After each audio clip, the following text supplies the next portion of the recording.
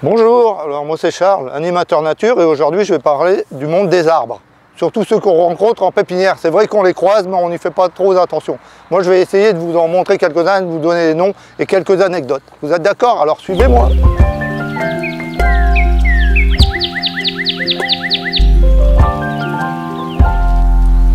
Alors ici nous avons un cèdre.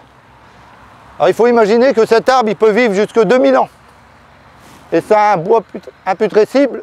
On servait de ce bois pour faire des sarcophages. C'est pour vous dire l'importance de ce bois il y a des centaines d'années en arrière. Alors après les résineux, je vais vous parler des feuillus, hein, tout ce qui donne des feuilles. Là ici on a affaire à un platane, j'aime bien, c'est l'arbre, moi je l'appelle l'arbre soldat. Il suffit de regarder son tronc, c'est assez spectaculaire. Alors lui c'est un arbre qui peut vivre plus de 1000 ans sans problème. C'est devenu des arbres d'alignement, on en a 8. Hein. Il faut savoir qu'avant c'était des marronniers, beaucoup trop fragiles, on les a remplacés par des platanes. Du temps de Napoléon, c'est lui qui a fait venir ces arbres justement pour les planter en alignement. Quand il partait en guerre, il marchait énormément, c'était surtout pour les protéger des rayonnements directs du soleil. C'était quand même bien astucieux. Alors ici on a un arbre assez spectaculaire, c'est l'arbre de Judée, il fleurit violacé, comme ça il est magnifique. Alors il fleurit généralement avant le feuillage. Alors les Anglais l'appelaient l'arbre de Judas. Quand il est arrivé en France, on lui a donné plutôt l'arbre de Judée. Alors pourquoi l'arbre de Judas?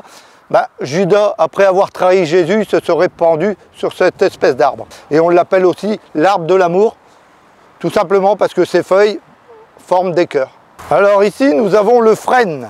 Alors le frêne, on le reconnaît, c'est assez simple, il suffit de regarder les bourgeons. Dès que vous avez des bourgeons noirs comme ça, c'est automatiquement un frêne. Et ce qui est assez spectaculaire chez le frêne, c'est qu'il a une feuille, ce qu'on appelle composée, avec plusieurs folioles. Mais là, on n'a qu'une feuille.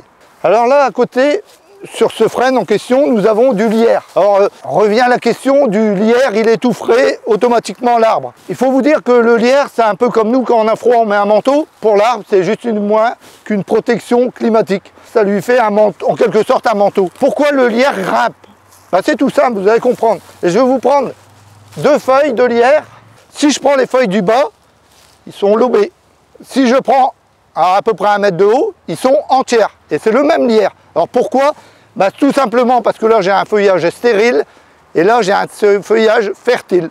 Et le lierre est obligé de grimper pour donner justement ses fleurs et ses fruits, tout simplement.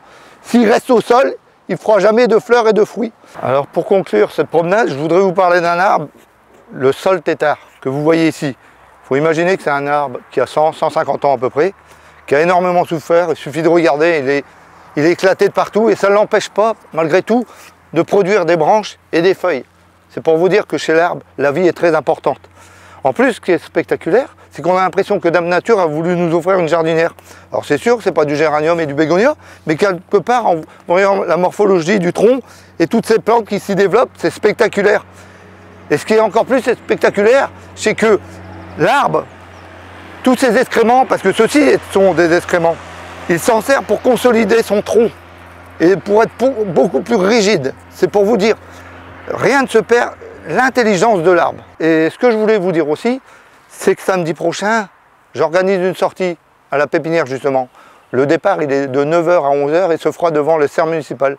Alors si vous êtes intéressé, rejoignez-moi. À samedi, au revoir.